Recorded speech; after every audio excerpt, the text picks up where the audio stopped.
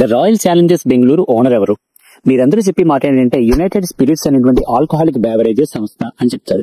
ఇది పేపర్ మీద ఇదే ఓనర్ అని ultimate owner, ultimate king maker, ultimate controller వేరే ఉన్నారనమాట. వీళ్ళు తెర వెనక ఉండి ఈ స్టోరీని అంతా నడిపిస్తూ ఉంటారు.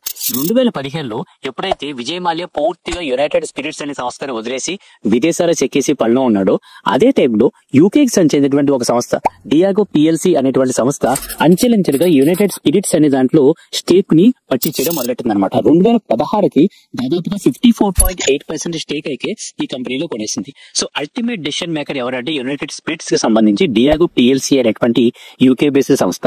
ఆర్సీబీ అని, బెంగళూరు అని, కర్ణాటక అని ఎవరైతే ఎమోషనల్ గా కనెక్ట్ అయిపోతున్నారో కనీసం ఆ ఆర్సీబీ ఫ్రాంచైజీ ఓనర్ ఇండియన్ కూడా కాదనమాట. అల్టిమేట్ ఓనర్ అయితే ఇండియన్ కూడా కాదనమాట.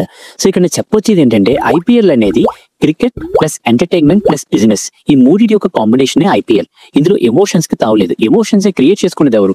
Over a period of time మనమే క్రియేట్ చేసుకున్నాం. ఐపీఎల్ 2026లో అయినా సరే క్రికెట్ ని చూద్దాం, ఐపీఎల్ ఎంజాయ్ చేద్దాం, కానీ ఒక ఎంటర్టైన్మెంట్ గా ఒక క్రికెట్ ని గేమ్ ని ఎంజాయ్ చేస్తూ చూద్దాం, అంతే తప్పించి ఎమోషనల్ గా దాన్ని కనెక్ట్ అయిపోద్దాం.